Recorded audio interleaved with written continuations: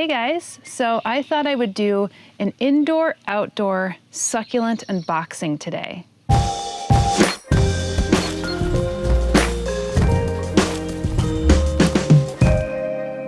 Which is kind of crazy because I haven't really bought a tremendous amount of plants for indoors in quite some time. And it's fun because when you think about succulents, especially in a colder zone, a colder climate zone, zone 5, zone 6, in New York, I'm more of a zone 7, I believe, but it gets pretty cold, anywhere from like -10 degrees Fahrenheit to -20 degrees Fahrenheit in winter sometimes. So you have to be prepared for that. And I think like the most novel things that I've ever seen of succulents that like really put out a light bulb for me. One was when I was in California and I just saw people growing kalanchoe in their yards, which I don't know why that like totally blew my mind. But I think it's because, hey, those are plants that I actually grow indoors and that I can't grow outside.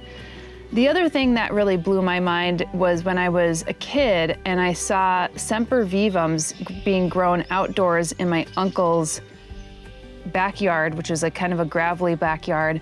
And it was in the middle of winter, and either the snow had just fallen or the snow was melting. I can't recall that level of detail, but there was snow on the ground.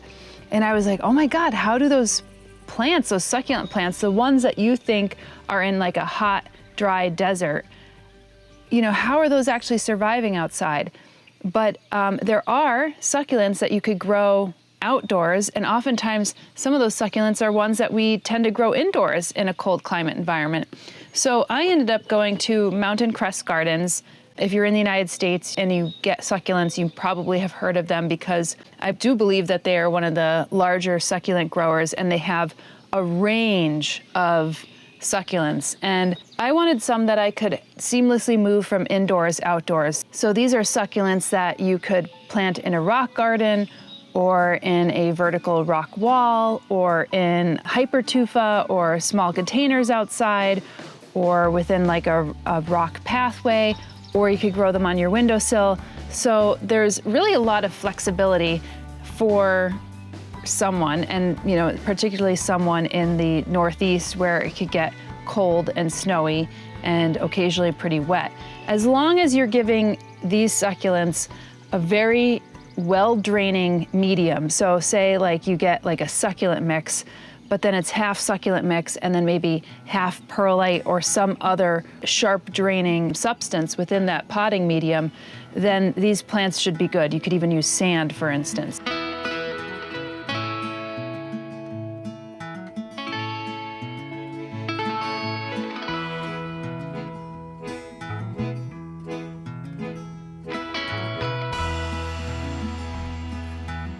I just want to show you some of these guys because they're pretty cool looking, and I've been noticing some differences along the way after I've been getting these through the years, and I just got, oh, I don't know, like over a dozen of them here.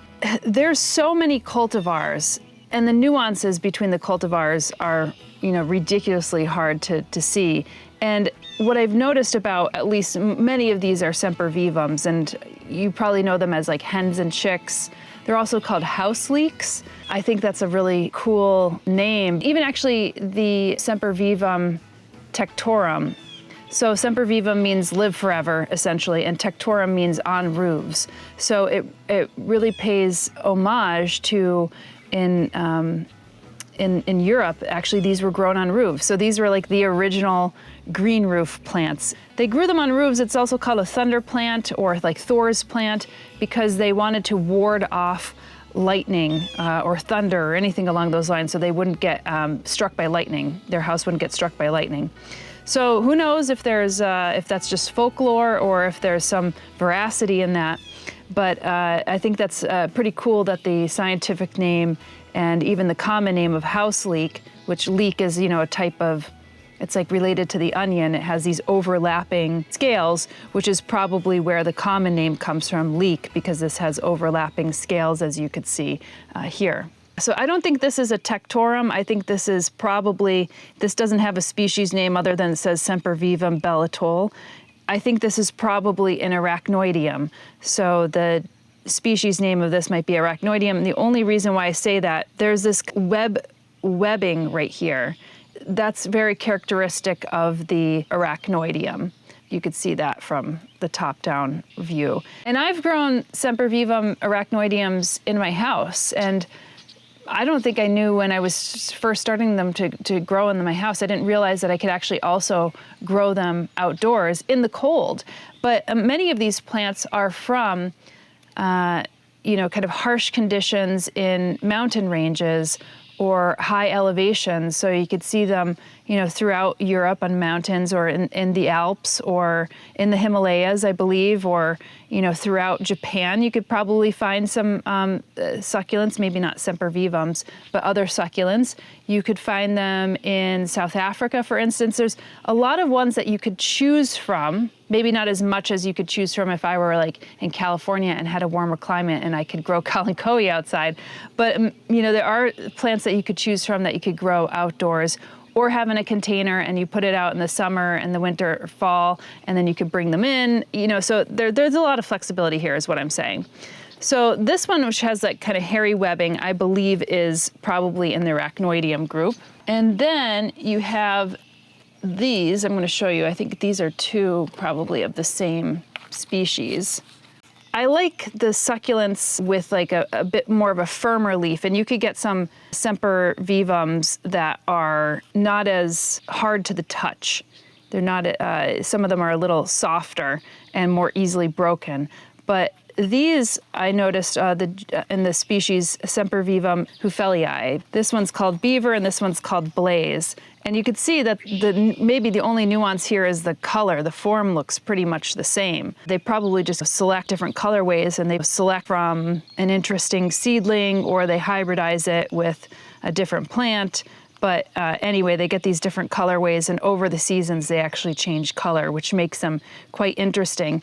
I've been actually planting Japanese maples in the landscape, and they change colors over many different seasons. And it kind of reminds me in a strange way of these sempervivums, because they too also change color through the season. So they have interest all season long.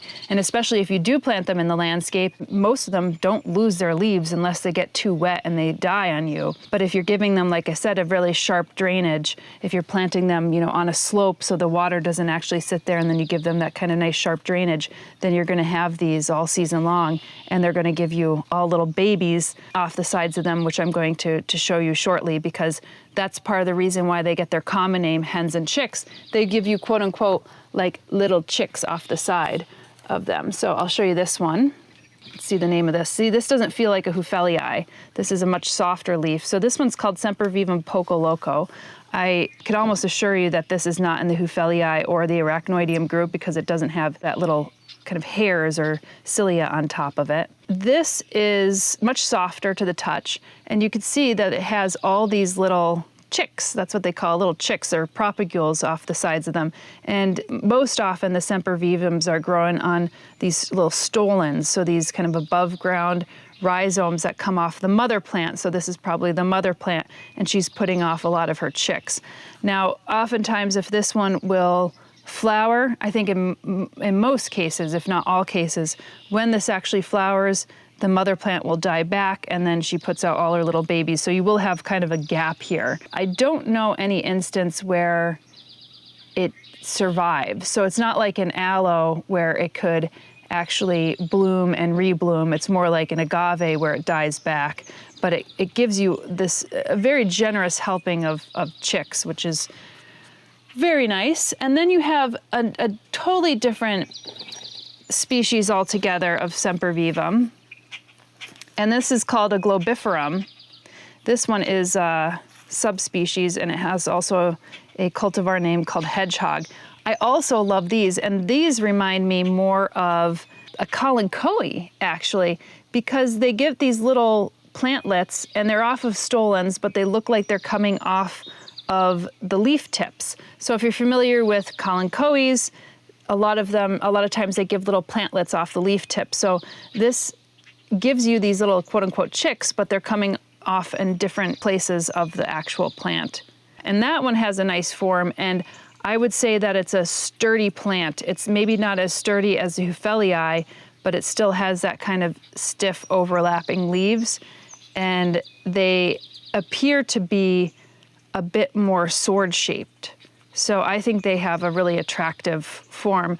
I don't think you get as much variation within this group as far as like colorways and things like that, but it is a pretty sturdy group. Let's see what else I have in this box of tricks. Yeah, this is another Houffellii.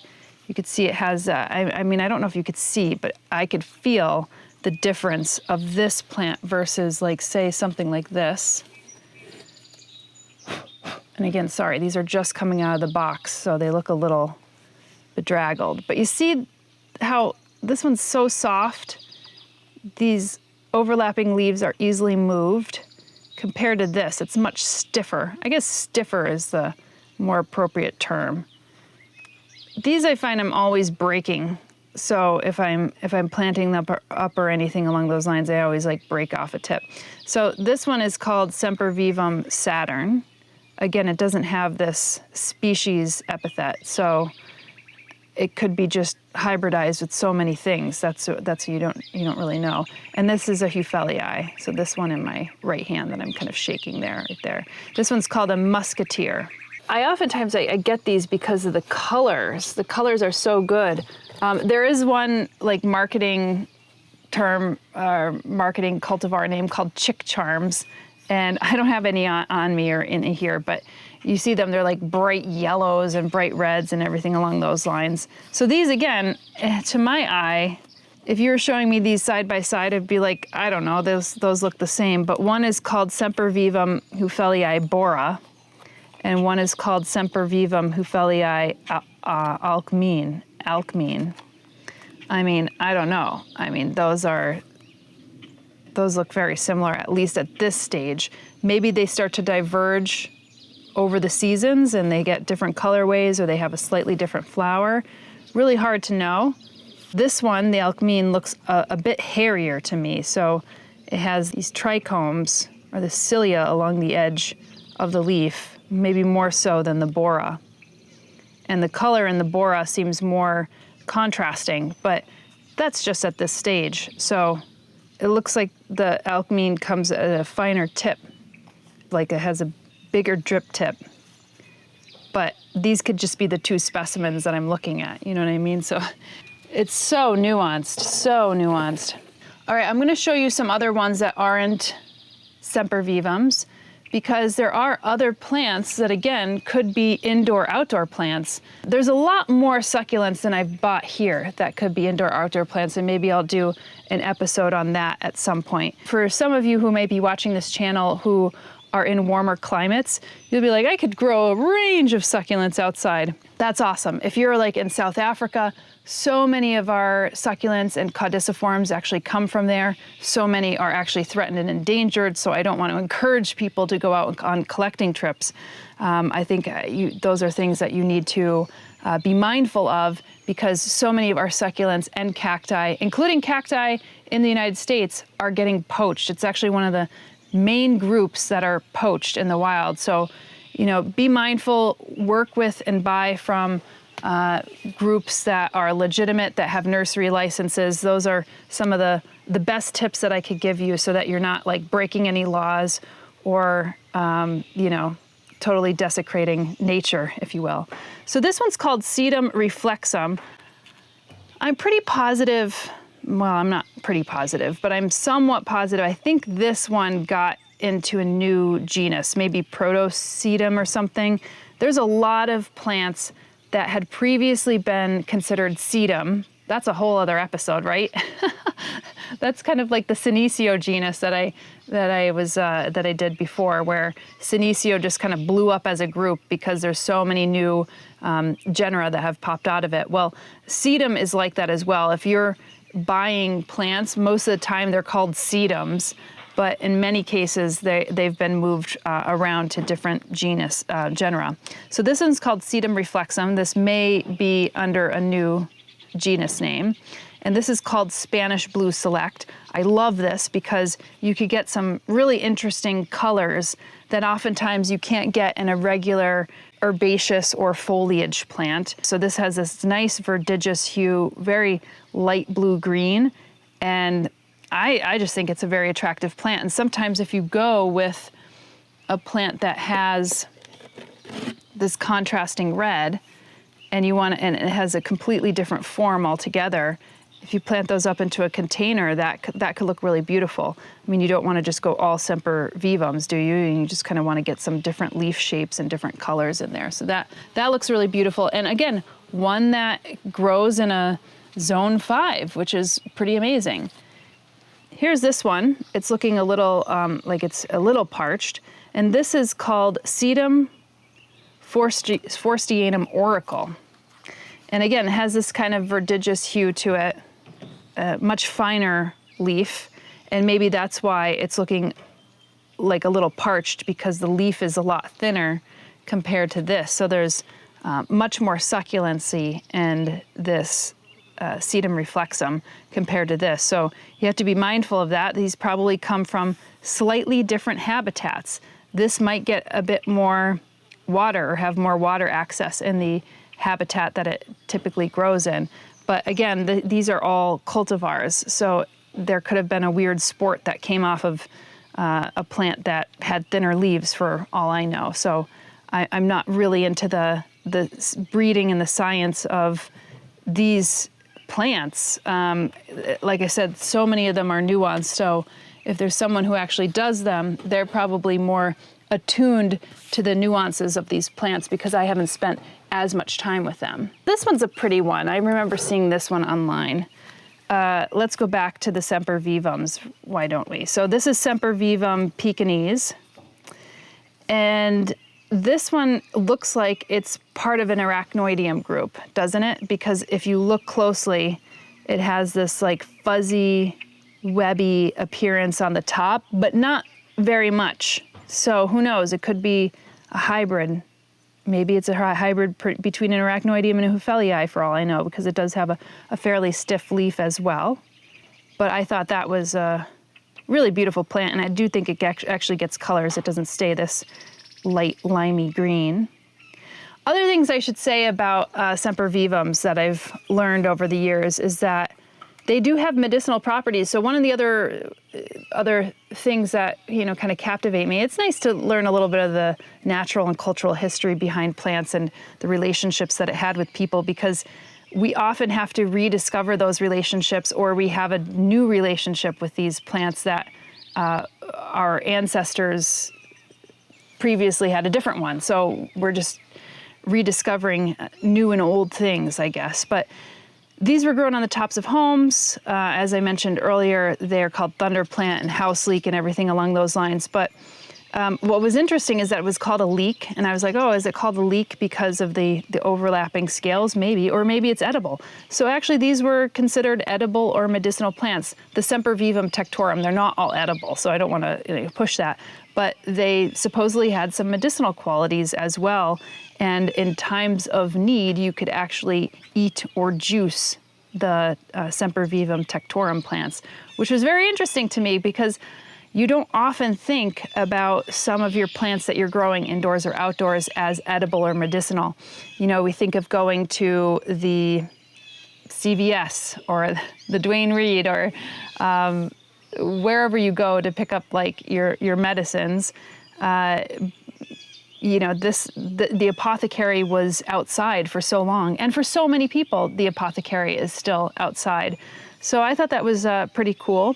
Oftentimes when you're foraging for plants, it's the young shoots that are the tastiest or maybe the most medicinal. So I would imagine as it gets older and it gets woodier, or the mother plant, you'd less likely want to, you know, chew on that. But I would, of course, do your research before you use any plants for as far as edibility or medicinal, and I'm not making any recommendations here, but that was just something that I came across in the literature when I was reading about it, and I thought that was fairly interesting.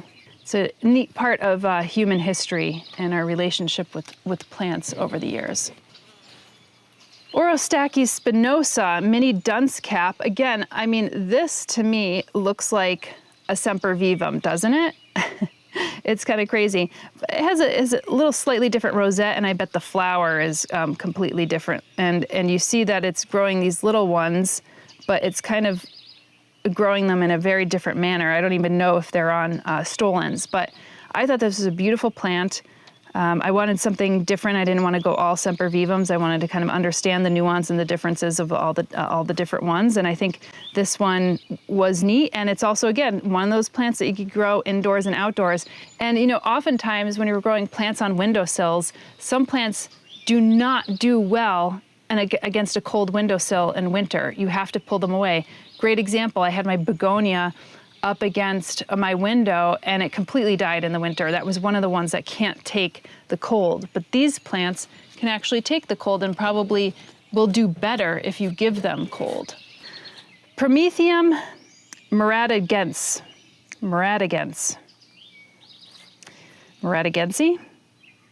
Yeah, I don't know. Maybe that is maradigense. I'm not familiar with that Latin. Maybe it's from where it's from.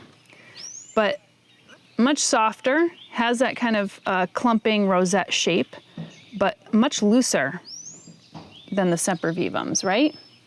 Let me pull out a Sempervivum, bulbiferum right here, see? Much stiffer, more compact, and then this Prometheum has this softer touch and a looser rosette. No less beautiful. Actually has this sparkly bits with the sun kind of hitting on it. It kind of sparkles in the sun. So not familiar with that flower, but I imagine, again, it's probably put in a different genus because the reproductive parts are a lot different. So that's another one that you could grow that's outdoors. Could be indoor, outdoor. And then this is a Ruschia pulvinaris, shrubby ice plant. You know, another one that this kind of reminds me a little bit of the Espoma. In fact, I think in certain areas, this one could be a lawn alternative. I've definitely seen this growing in larger swaths, although I'd hate to, you know, step on this. I mean, I feel a little less concerned when I'm stepping on grass, but again, completely different habit. I mean, it reminds me a little bit of a sedum, but the leaves are attached differently on this plant. And it does have that kind of blue-green appeal, as many of our succulents do, because it's a way to reflect the light and maintain some of that water in the plant, because that is something that these are plants that are really good for xeriscaping, which means in drier habits. If you are somebody who travels a lot or is a little less mindful of watering plants, then these are great plants for you because they don't need attention all the time.